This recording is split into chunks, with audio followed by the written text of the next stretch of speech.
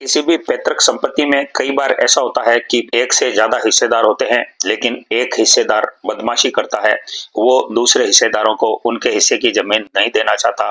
या उस पूरी जमीन को हड़पने की कोशिश करता है, या फिर उस जमीन को बाकी के हिस्सेदारों को हिस्सा दिए बिना बेचने की कोशिश करता है। तो ऐसे हिस्सेदार को, जिसका पैतृक संपत्ति में हिस्सा है लेकिन बाकी के हिस्सेदारों का भी हिस्सा है, तो बाकी के हिस्सेदार उस व्यक्ति को, जो कि उस संपत्ति का एक छोटा सा हिस्सेदार है, सारी संपत्ति को बेचने से कैसे रोक सकते हैं। तो आज के इस वीडियो में मैं आपको यही बताने वाला हूं कि किसी भी पैतृक संपत्ति को अगर एक से ज्यादा हिस्सेदार हैं, तो एक हिस्सेदार उस संपत्ति को हड़पने की कोशिश करे या बेचने की कोशिश करे, या बाकी के हिस्सेदारों को उनका हिस्सा ना दे, तो ऐसी स्थिति में उसको कैसे रोका जा सकता है, आज के इस वीडियो में यही हम डिस्कस करने वाले हैं। और आपको पूरी तफसील से, पूरी डिटेल से बताऊंगा कि आपके पास कानूनी रास्ता क्या होता है और आप इसके लिए क्या कर सकते हैं। दोस्तों, वीडियो में आगे बढ़ने से पहले मेरा आपसे निवेदन है कि इस वीडियो को पूरा देखने के बाद जब आपको लगे कि वीडियो में दम है, मेरी कही गई बात में दम है, तो फिर इस वीडियो को एक लाइक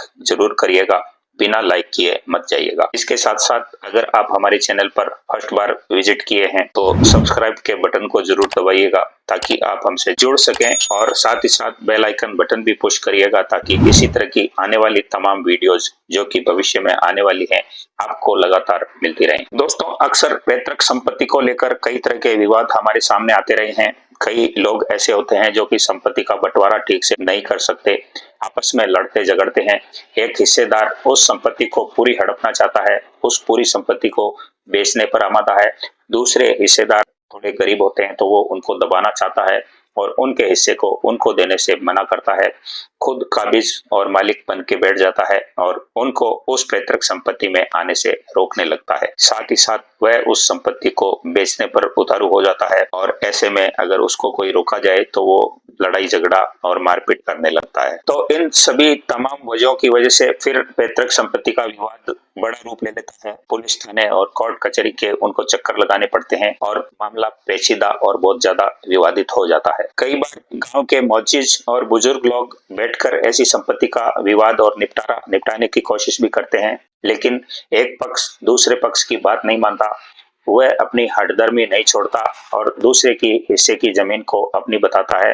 कई बार अच्छे लोग होते हैं तो उनका आपस में बैठकर निपटारा हो जाता है, आपस में वो लोग संपत्ति को राजी खुशी बांट भी लेते हैं। तो जिस मैटर में पुलिस थाने या कोर्ट कचहरी नहीं जाना पड़ता, उससे अलग अगर बुजुर्ग की सहमति से या परिवार के बड़े लोगों की सहमति से अगर उस संपत्ति का निपटारा हो जाता है, तो आपस में वे सभी लोग बैठकर एक बंटवारा पत्र तैयार कर लेते हैं और उसको सब रजिस्ट्रार में जाकर उसको रजिस्टर्ड करवा लेते हैं और अपने अपने हिस्से पर काबिज और मालिक बन जाते हैं, और ऐसी किसी भी संपत्ति पर कोई भी विवाद भविष्य में नहीं होता। लेकिन ऐसे मामले जिसमें एक हिस्सेदार उस सारी संपत्ति को अपनी मानता है, दूसरे हिस्सेदार को उनका हक नहीं देना चाहता, पूरी संपत्ति को बेचने पर उतारू हो जाता है, और किसी भी बुजुर्ग के कहने मात्र से भी वह किसी भी बात को मानने के लिए तैयार नहीं होता और कोई भी बंटवारा भी करने को तैयार नहीं होता, और अपने आप को उस संपत्ति का पूरा मालिक मानकर उस संपत्ति को बेचने की कोशिश करता है। तो ऐसे में दूसरे प्रतिवादीगण या ऐसे व्यक्ति जो कि अन्य हिस्सेदार हैं, उनको क्या करना पड़ेगा? क्योंकि ऐसे में दूसरे हिस्सेदारों के सामने एक विकट परिस्थिति पैदा हो जाती है। दूसरा हिस्सेदार जब हठधर्मी से उस संपत्ति को बेचने की कोशिश करता है या किसी व्यक्ति को बेच भी देता है, तो ऐसी स्थिति में दूसरे हिस्सेदार ये सोचकर परेशान हो जाते हैं कि अब उनके पास क्या रास्ता है। उनको इस बात का पता नहीं होता कि अब आगे क्या स्टेप उनको उठाना पड़ेगा। कई बार वो ऐसे ऐसे स्टेप उठाते हैं, उनके बारे में इस वीडियो में अब मैं आपको आगे बताने वाला हूँ कि वो स्टेप उनको नहीं उठाने चाहिए, उससे उनको कोई भी फायदा नहीं होने वाला है। और वो स्टेप बताऊंगा, जिस स्टेप को करने से आपको फायदा मिलेगा, वो व्यक्ति ऐसी किसी भी संपत्ति को बिना बंटवारा किए नहीं बेच पाएगा। तो सबसे पहले दो कारण मैं वो बताऊंगा जो कि अन्य हिस्सेदार किसी अपने बाकी की संपत्ति के हिस्सेदार को रोकने के लिए कदम उठाते हैं, स्टेप उठाते हैं जो कि उनको नहीं उठाने चाहिए। उसमें से पहला कदम वो ये उठाते हैं कि वो सब रजिस्ट्रार के पास जाते हैं, उनसे अपील करते हैं, उनके पास आवेदन करते हैं कि ऐसी प्रॉपर्टी में विवाद है और ऐसी किसी भी प्रॉपर्टी में हमारी हिस्सेदारी नहीं बांटी गई है, किसी भी तरह का कोई भी बंटवारा लेख नहीं किया गया है, तो ऐसी किसी भी संपत्ति की रजिस्ट्री करने से मना किया जाए। लेकिन क्योंकि सब रजिस्ट्रार यानी कि उपपंजीयक का काम होता है किसी भी संपत्ति को रजिस्टर्ड करना और उसके प्राप्त राजस्व को सरकार को देना। यानी कि किसी भी संपत्ति की जहां पर रजिस्ट्री होती है वह सरकार के लिए राजस्व इकट्ठा करने का बहुत बड़ा एक माध्यम होता है। तो सब रजिस्ट्रार ऐसे किसी भी आवेदन पर ध्यान नहीं देता, ना ही वो इस पर कोई काम करता है और ऐसी किसी भी रजिस्ट्री को वो नहीं रोकता है। तो आपको ऐसा स्टेप यानी कि किसी भी सब रजिस्ट्रार के पास जाकर आपको उससे अपील करने की कतई जरूरत नहीं है। तो पहला स्टेप आपको समझ में आ गया कि ऐसी किसी भी विवादित संपत्ति की कंडीशन बनने पर आपको सब रजिस्ट्रार के पास जाकर अपील करने की कतई जरूरत नहीं है। और अब मैं आपको दूसरा स्टेप बताऊंगा जो कि ज्यादातर लोग करते हैं और उनको ये भी स्टेप करने की कतई जरूरत नहीं है। लोग ऐसा किसी भी संपत्ति के बंटवारे में अपनी संपत्ति का कोई दूसरा हिस्सेदार अगर बेचने पर आमादा हो जाए और उनको उनका हिस्सा न दे तो वो फिर विवाद करने के बाद किसी भी पुलिस थाने में जाकर कंप्लेंट करते हैं और मुकदमा दर्ज करवाने की कोशिश करते हैं। लेकिन चूंकि पुलिस का काम लड़ाई झगड़े में या कोई मारपीट होती है उसमें या किसी भी क्षेत्र की शांति भंग होने में, शांति को स्थापित करने में ज्यादा ध्यान होता है, तो पुलिस ऐसे किसी भी सिविल मामले में डायरेक्ट अड़ंगा नहीं अड़ाती है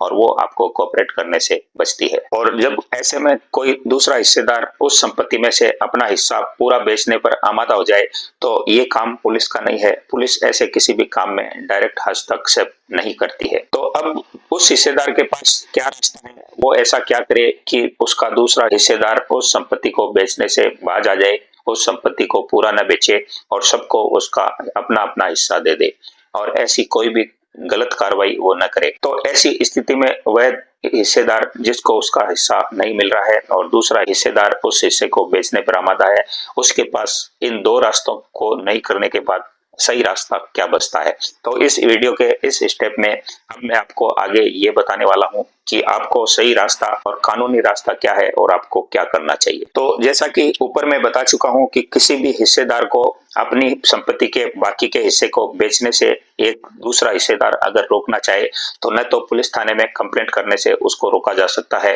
ना ही किसी सब रजिस्ट्रार यानी कि उपपंजीयक के कार्यालय में जाकर वहां से उसको रोका जा सकता है। तो अब रास्ता बचता क्या है? तो दोस्तों इसके लिए सिंपल और सीधा सा रास्ता है। जिस जगह वो संपत्ति आई हुई है उस हलके में, उस क्षेत्र में आपको माननीय सिविल न्यायालय में जाना होगा और माननीय सिविल न्यायालय में जाकर एक सिविल बंटवारे का वाद दायर करना होगा। और इसके साथ साथ माननीय सिविल न्यायालय में आपको उस संपत्ति को अन्य व्यक्ति को बेचने से रोकने के लिए एक स्टे लगाने के लिए आवेदन देना होगा। और चूंकि स्टे लगने के बाद ऐसी किसी भी संपत्ति में यथास्थिति बन जाती है और उसको अन्य कोई भी व्यक्ति या बाकी के हिस्सेदार नहीं बेच पाते हैं और उनके इस स्टेप पर रोक लग जाती है। इसके साथ साथ सिविल न्यायालय में वाद दायर करने के अलावा आपको स्टे के लिए आवेदन करना इसलिए भी जरूरी है कि माननीय सिविल न्यायालय में किसी भी वाद को दायर करने के बाद उसमें कुछ टाइम लगता है। न्यायालय की एक सामान्य प्रक्रिया होती है, उस प्रक्रिया के अधीन उस पर वर्क होता है। तो चूंकि कोई भी हिस्सेदार जमीन को तुरंत बेचने पर आमादा है तो उसको तुरंत प्रभाव से रोकने के लिए न्यायालय में आपको उस संपत्ति पर एक स्टे के लिए आवेदन करना होगा। और किसी भी संपत्ति के स्टे के लिए किए गए आवेदन पर न्यायालय तुरंत कार्यवाही करता है और न्यायालय इसमें वादीगण प्रतिवादीगण के अलावा सब रजिस्ट्रार को भी पक्षकार बनाता है। और ऐसे में न्यायालय में स्टे आवेदन के लिए वह पक्षकार या वादीगण जो कि अपनी संपत्ति के हिस्से को जो कि उसका अन्य हिस्सेदार बेचने पर आमादा है उसको उस संपत्ति को बेचने से रोकने के लिए और उस संपत्ति पर यथास्थिति बनाए रखने के लिए स्टे के लिए न्यायालय में आवेदन करता है। इसके अलावा वह वादीगण जो कि दूसरे हिस्सेदार को जो कि जमीन बेचना चाहता है उसको रोकने के लिए न्यायालय में स्टे अपील के दौरान ये भी अपील करे इस केस में ऐसी संपत्ति को उस हिस्सेदार को बेचने से रोकने के लिए और ऐसी किसी भी संपत्ति की रजिस्ट्री न हो जाए इसके लिए सब रजिस्ट्रार को भी पाबंद किया जाए और उनको ऐसा करने से रोकने के लिए उचित दिशा निर्देश दिए जाए। तो इस समय जब वादीगण किसी भी न्यायालय में एक सिविल वाद दायर करता है बंटवारा के लिए और उसके साथ साथ स्टे के लिए आवेदन करता है तो न्यायालय प्रतिवादीगण और वादीगण दोनों की बात सुनता है, साथ ही साथ गवाहों के बयान भी लेता है। इसके साथ साथ समस्त दस्तावेजों की जांच करता है और न्यायालय अगर ये पाता है कि वास्तव में किसी भी व्यक्ति के साथ गलत हो रहा है और उस संपत्ति के कई हिस्सेदार हैं, उसका बंटवारा होना चाहिए, लेकिन बिना बंटवारा के एक ही व्यक्ति उस सारी संपत्ति पर काबिज और मालिक बनना चाहता है और उस संपत्ति को वह बेचना चाहता है, तो न्यायालय को ये जब सही लगता है तो वह उस संपत्ति पर यथास्थिति यानी कि स्टे लागू कर देता है। स्टे लेने का मतलब है कि उस संपत्ति को न तो बेचा जा सकता है, न उस पर कोई निर्माण किया जा सकता है, न उसमें किसी भी तरह का कोई चेंजेस किया जा सकता है। और जिस तरह की स्थिति न्यायालय में वादीगण के अपील करने के दरमियान थी, वही स्थिति जब तक उस मैटर का कोर्ट फैसला नहीं दे देता तब तक वही स्थिति बनाए रखने की दोनों पक्षों को निर्देशित किया जाता है। तो दोस्तों, ऐसा कोई भी हिस्सेदार जो कि पैतृक संपत्ति में से बाकी के हिस्सेदारों को उनका हिस्सा नहीं देना चाहता, उनकी जमीन को हड़पना चाहता है या उस सारी संपत्ति को खुद ही बेचकर हड़प लेना चाहता है, पैसे को गटक लेना चाहता है,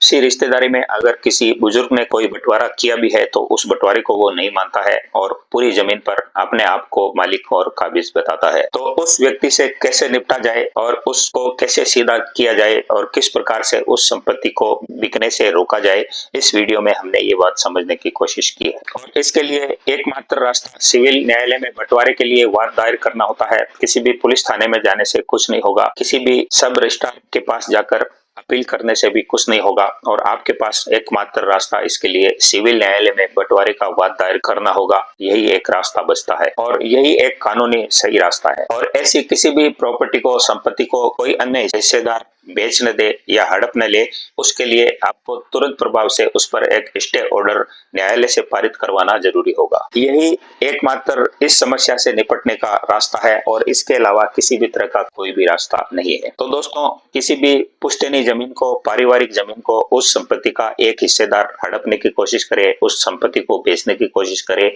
या उस संपत्ति के बंटवारे को वो नहीं माने और अपने आप को उसका मालिक बताए, तो ऐसे किसी भी व्यक्ति से निपटने का रास्ता हमने इस वीडियो में जानने की कोशिश की है। उम्मीद करता हूं कि ये वीडियो आपको अच्छा लगा होगा, पसंद आया होगा। वीडियो पसंद आया तो एक लाइक जरूर कर दीजिए। हमारे चैनल पर नए हैं तो इसको सब्सक्राइब जरूर करें, पुराने हैं तो कमेंट जरूर करें और अगर आपने बेल आइकन नहीं दबाया तो बेल आइकन को जरूर पुश करें ताकि इसी तरह की नई वीडियोस भी आपको देखने को मिलती रहे। हम आपसे मिलेंगे नए टॉपिक, नए वीडियो और नए कंटेंट के साथ। तब तक के लिए नमस्कार, जय हिंद, जय भारत।